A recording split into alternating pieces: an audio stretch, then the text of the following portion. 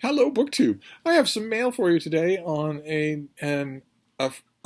Thursday that is now overcast. It was okay for most of the day, even little glimpses of light here and there. But as mentioned, there's a gigantic blob of a storm headed this way. I don't think there's any chance it's going to miss Boston, and it's starting to look that way. So sorry for the dodgy light, but at least it's not raining. So herself has been able to go outside, and we have two periodicals and two packages to go through. No boxes. The periodicals, well, they're hit or miss. The first one is Men's Health, with Jared Leto on the cover, who plays Morbius in the new Marvel Universe movie. Uh, um, he's, you already know. I don't know why I got this. I don't subscribe to Men's Health anymore. I think they sent an issue just fishing for a new subscription, and they're really not going to get it. Unlike Men's Journal, Men's Health just has never had enough substance for me. It's full of exercise tips, but it usually in any random issue, the only thing that genuinely interests me in the beginning, I can probably find it in here at the beginning of every issue, there are stuff guides, camping gear, house gear, shoes, skateboards, that sort of thing. And lodged in with those stuff guides sometimes are tech guides. Here's a new interesting laptop, or here's the latest iPad or the latest tablet of some kind. How does it look? How does it stack up? How does it work? And I love those, but that is not a reason to have a whole magazine. What it is a reason for me to get a popular tech magazine. I'm sure that the magazine exists that I would love from front to back because it does only that, but I haven't loitered around. There's only one big newsstand in the greater Boston area right now, the newsstand at the Prudential Barnes & Noble. And I would need to go there and actually stand there and look at all of the computing magazines, unless one of you has a recommendation. But I haven't done that, and let's just leave it very gently at the words Men's Health and Jared Leto do not connect at any point. So it always bugs me. I mean, I know it shouldn't, because it's just a star with a movie to promote, but it always bugs me. And then the other magazine, it doesn't always bug me as much, is the New Yorker. Don't ask me about this cover. I don't know what that cover is. I want to say that it's Saul Steinberg in his dotage. Yes, it is. It's okay. It's a Saul Steinberg cover. But I'm not in his dotage. Apparently it's from 1967. Never been all that big a fan of the guy at any point in his career, but I haven't actually read this. The thing that is I know about some of its content, and the thing that's of most interest to me is the critic James Wood reviews here the new. Well, let me get to it. There's a new volume of Irish history that's out and is coming out in America. That has been roasted in the UK press, in the Ireland press, just roasted. Let me see if I can get the exact thing here. We Don't Know Ourselves, A Personal History of Modern Ireland by Fintan O'Toole, who's an author I really like. But apparently this is a weak book because it has been ripped to shreds by critics. And Wood is not the type of critic who rips things to shreds, but I'll be interested in anyway once it happens. We'll just see to add it to the chorus for when I finally get the finished copy of the book. And so that's it for periodical, Men's Health and the New Yorker. But then we have two packages, and I think both of them are from publishers. Neither one from you. And if they're both from publishers, that could mean April finished copies, which is what I'm going for. It's what I'm hoping for. So what have we got for this first one? Yeah, we're out of the running right away because this is not a finished copy. Oh, goodness gracious. My, this is a neat bit of timing, considering, given all the givens. It's an economy book. This is by J. Bradford DeLong, and it's called Slouching Towards Utopia, an economic history of the 20th century, with Frigidaires on the cover. Just row after row of Frigidaires. And this comes out in early September, so this is one of the latest books I have so far.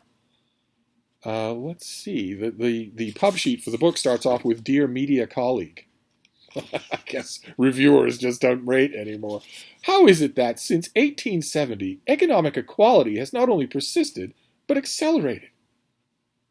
Why did technological advances never seem to live up to the promises of prosperity for all? Among our myriad creature comforts and modern conveniences, shouldn't life and our ability to solve its challenges be a bit easier? Shouldn't it be a bit easier? Why hasn't technology done that? Why hasn't technology made things a bit easier? Why is that? BookTube? Let me ask you. I mean, why is it that since 1870 our refrigerators have not got any smaller, any better? They all look like that still. Why is that? Why is it that since 1870 we've come up with no better reason for the two of us to have this conversation than for us to go from house to house? Why is that? I don't know why technology doesn't improve. Someday. But anyway, I'm mainly interested in the economics of this because it's a bit of a forte of mine. So let's see what we have here. This book provides the missing comprehensive frame of reference for which to understand the current opportunities and dilemmas served to us by history. The 20th century, the long one, from 1870 to 2010, is the first whose history was primarily economic. I think there's some pain out there in the multiverse. So the century that was marked by the East India bubble and tulipomania was not primarily economic. The century that was marked by a worldwide slave trade was not primarily economic. Okay, check. With massive growth in technology and wealth driving revolutionary change in every generation. Industrial research laboratories, large modern corporations, and globalization created one global market economy that freed humanity from millennia of near universal poverty. Today, as we are nearly 9 times richer than the world of 1870, surely that would seem a utopia to someone then, yet paradise eludes us. Covering a range of leading developments, policies, and thinkers, let's see who the thinkers are. From John Maynard Keynes, something like that, to Friedrich von Hayek. Who are the other great economics savants who are listed here? Oh, Benito Mussolini. Okay, good. To Vladimir Lenin. Okay, great. That shaped the 20th century's unprecedented explosion of material wealth. Benito Mussolini sure had a heavy hand in that. Yeah, that's great. I'm glad that he's listed there. Can't think of any names that belong there instead of him. Not at all. This is the story of how we set ourselves on a march to greatness, only to stumble and find ourselves slouching, at best, in the right direction. If we are to pick up and make deliberate progress for humanity, we must reconcile ourselves with what went wrong. Well, I think we all know what went wrong, right? The solution is right in front of our faces all the time. It's socialism. That's clearly a problem here. So J. Bradford DeLong is an economic historian and a professor of economics at the University of California, Berkeley. He was a deputy assistant secretary of the U.S. Treasury during the Clinton administration. And he writes a widely read economics blog that is now at braddelong.substack.com, and he lives in Berkeley. And one last, usually there's nothing after the author's bio, but we're getting one last parting shot here. This is a vital assessment of our market and society's problems, key to unlocking the hindrances that have kept us from reaching a better future. I think that only a few seconds ago, this same pub sheet said that a whole lot fewer people are poor now than were poor in 1870, but apparently we've been hindered from reaching a better future. I'm urging you to cover this deeply researched and fascinating account for its release in September. Okay, well, I can't think of anyone better qualified to write about this than I am. So this is an advanced copy, a very advanced copy, so we have tons and tons of endnotes for all the chapters, but no bibliography, no endnotes for the book itself. Okay, well, there you go. Slouching Toward Utopia, the 18 millionth adaptation of Slouching Toward Bethlehem to be Born. We have 18 million, an honorary 18 millionth adaptation of that. Economic history. Why is that coming to me today, I wonder? And what is this next book? If it's about World War II, I'm going to plot. Let's see. Oh, okay. No, all right, great. It is technically also economic. This is from Mariner Books. Fantastic. This is the finished copy of Benjamin Franklin's Last Bet. The Favorite Founder's Divisive Death, Enduring Afterlife, and Blueprint for American Prosperity. Okay, so this is an April finished copy. Great. I was supposed to get the advanced copy of this from the publisher and never did. Oh, the author's a baby. He's tiny. Well, we'll get to him in time. Let's see. In his last days, Benjamin Franklin allowed himself a final wager on the survival of the United States. A gift of over $2,000 to Boston and Philadelphia to be lent out to tradesmen over the next 2 centuries to jumpstart their careers. Each loan would be repaid with interest over 10 years. If all went according to plan, the accrued final payout in 1991 would be a windfall. Award-winning author Michael Myers' page-turning biography of this beloved founding father. Wait a minute, is that this book? Did you write about Benjamin Franklin at any other time, Seymour? No, you did not. All right, so this is about that scheme, but it's billing itself as a biography of Franklin. Okay, all right. Franklin died in 2017, so if this scheme was from his last few years, that leaves some ground uncovered. Well, let's find out. Maybe this tells us about it. This book traces the evolution of these twin funds as they age alongside America itself, bankrolling woodworkers and silversmiths, trade schools, and space races. The funds are still there? What on earth is that? If only I had some sort of economic savant who could tell me what would happen if you invest these things. Is it in any way possible that some kind of investment from I don't even know, 1820 could still be accruing? It could still be compiling, or whatever it is that investments do? Is that even faintly possible? That'd be a vast amount of money by now. Why, I should have taken Franklin up on this offer when he made it to me at my information desk. What have we got here then? Over time, Franklin's wager was misused, neglected, and contested, but never fully extinguished. With charm and inquisitive flair, if you don't say so yourself, Meyer shows how Franklin's stake in the leather apron class remains in play to this day, and offers an inspiring blueprint for prosperity in our modern era of growing wealth disparity and social division. So this is going to be about economics. Quite a bit. This is a wholly original founder biography. It doesn't sound like it's a founder biography at all, to me. It doesn't sound like that's going to be true at all. I mean, honestly, listen to the premise of what you've heard so far. How much of Franklin's marriage is going to be covered in this book? What about his incredibly contentious relations with his eldest son? Is that going to be in here at all? It doesn't sound like it is. And it's not a biography if it's not. Anyway, this wholly original founder biography, a financial afterlife of Franklin, delivered in a fun, quirky, and clever style. The author has a knack for making Benjamin Franklin's voice feel current, biting, and humorous.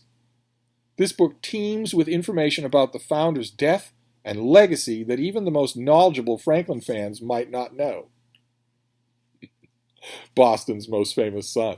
I'd be interested to see if there's anything in here that I don't know. Let's find out, though. I'll let you know. I'll be reading this soon, probably tonight. Oh, wait.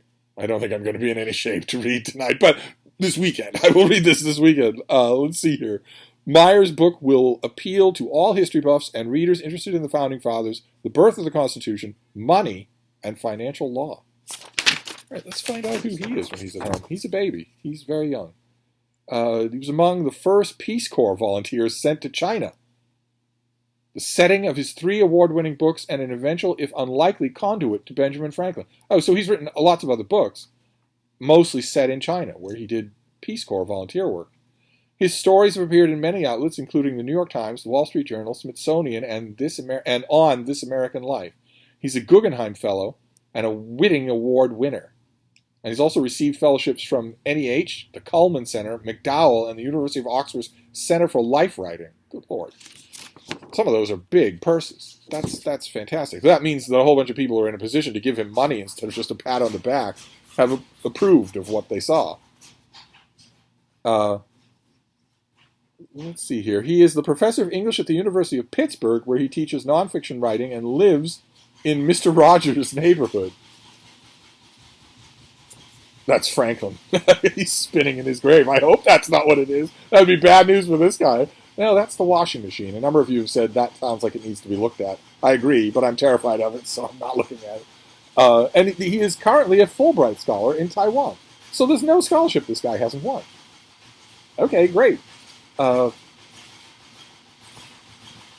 does sound ominous, doesn't it? I'm kind of curious to know what else he has written, though. I wonder if this is the text of the financial bequest. I wonder if that's what the end papers are.